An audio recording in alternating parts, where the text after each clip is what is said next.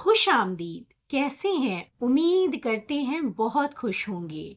अरे वो सुप्रीम ने, वो रूहों के रब ने, वो परम आत्मा ने मन को उनमें लगाने को क्यों कहा, और हम क्यों लगाएं उनको उनमें अपना मन? उससे हमें क्या मिलने वाला है? सबसे पहले हम देख लेते हैं कि कहाँ पर कहा है ये।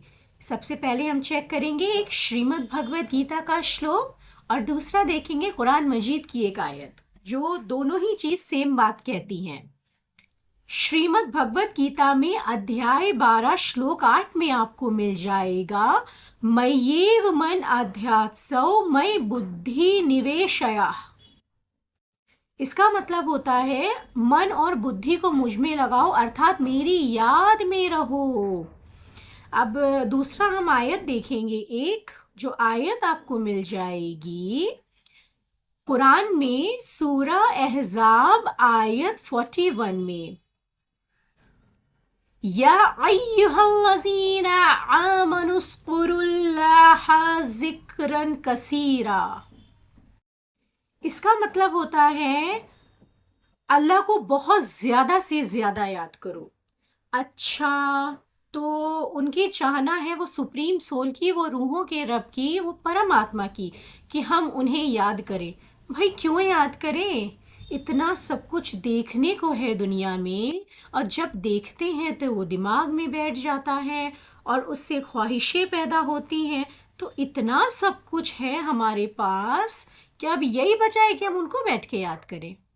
अरे इसमें तुम्हारा ही भला है, आपका कल्याण छुपा है इसके अंदर। देखिए क्यों कहा है मुझे याद करो, मुझ में मन को लगाओ। मन किसका हिस्सा होता है? मन होता है आपकी रूह का हिस्सा, आपकी आत्मा का हिस्सा। जिस तरह से अगर आपको जिस्म में, आपके शरीर में कोई दिक्कत हो जाए, पीड़ा हो जाए, तो आप क्या करेंगे? अपने किसी हमजिन्स की मदद लेंगे। मसलन हाथ पैर टूट गया है तो अब तो भाई सहारा लेना ही पड़ेगा किसी ऐसे का जिसका हाथ पैर सही हो और वो हमें सहारा दे सके।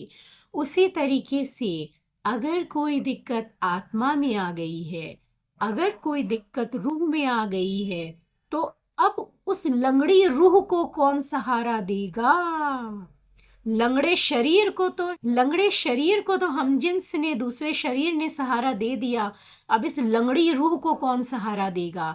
इस लंगड़ी रूह को सहारा देता है वो रूहों का रब, वो परम आत्मा।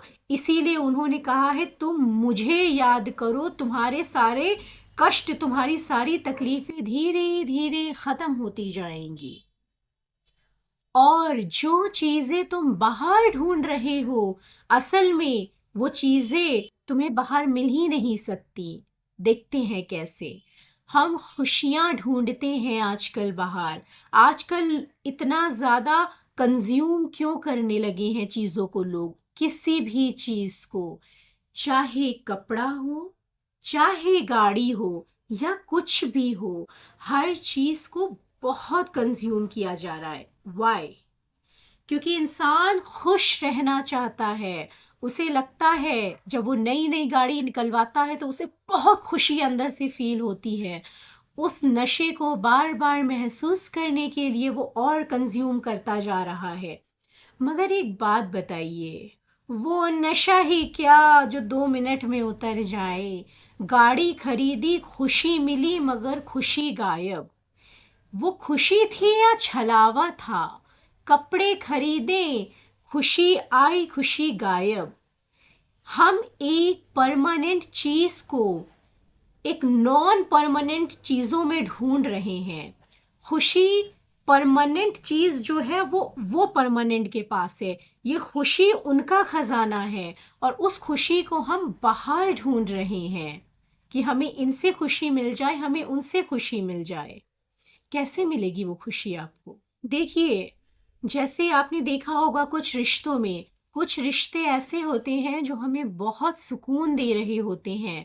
हमको लगता है ये तो हमारे सोलमेट हैं, या ये हमको मिले हैं जब से, तो हमारी ज़िंदगी में कितनी खुशियां हैं।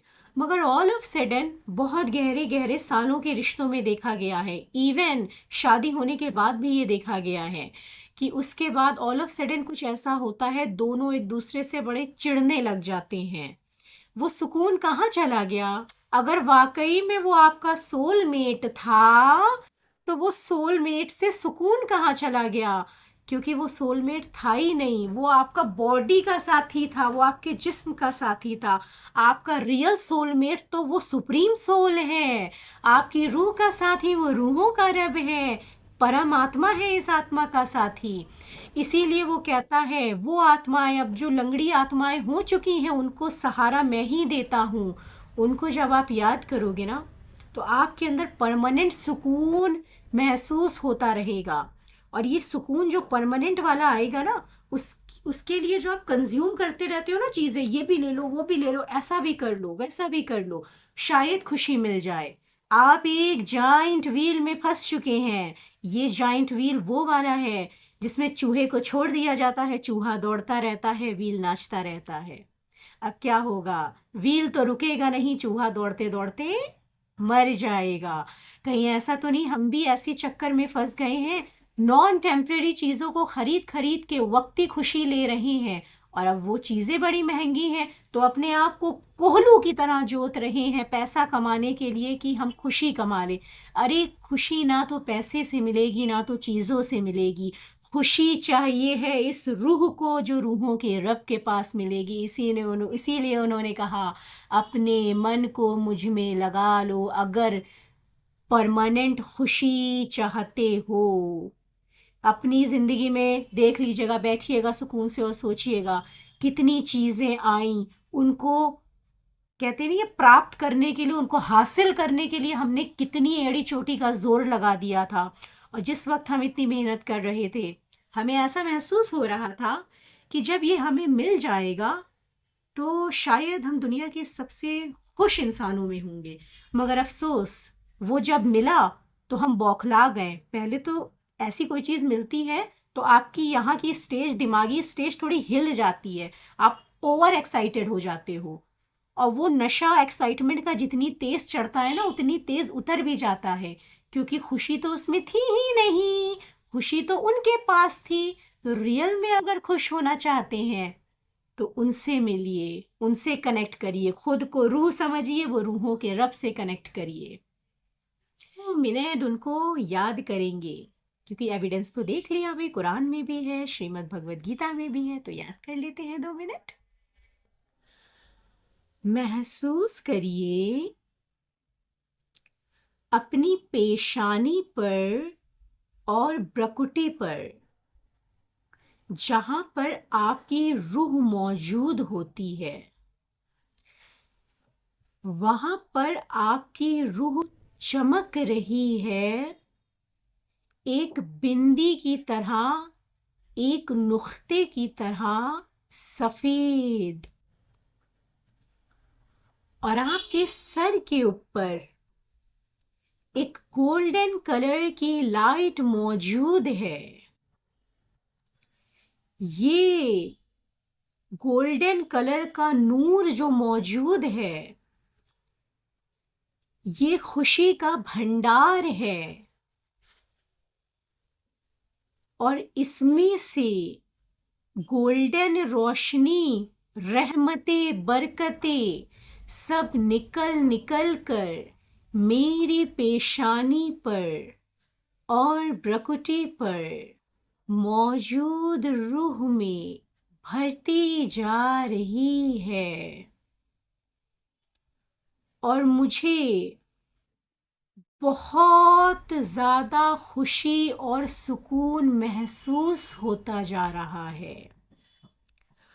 और मैं सफ़ेद रंग से गोल्डन रंग में चेंज होती जा रही हूँ। ये रोशनी जिससे निकल के मेरे अंदर भर रही है, ये वो ही है जिसका जिक्र श्रीमद् भगवद गीता और कुरान में किया गया है। ये वो मेटाफिजिकल चीज़ है जो मेरी मेटाफिजिकल रूह का सच्चा साथी है। तो इसके साथ साथ मनाते रहें, मिलन मनाते रहें और जितनी देर इस प्रोसेस में रुकना चाहें रुकें और महसूस करते रहें कि सारी लाइट करंट की तरह मेरी रूह में, आत्मा में भरती जा रही है।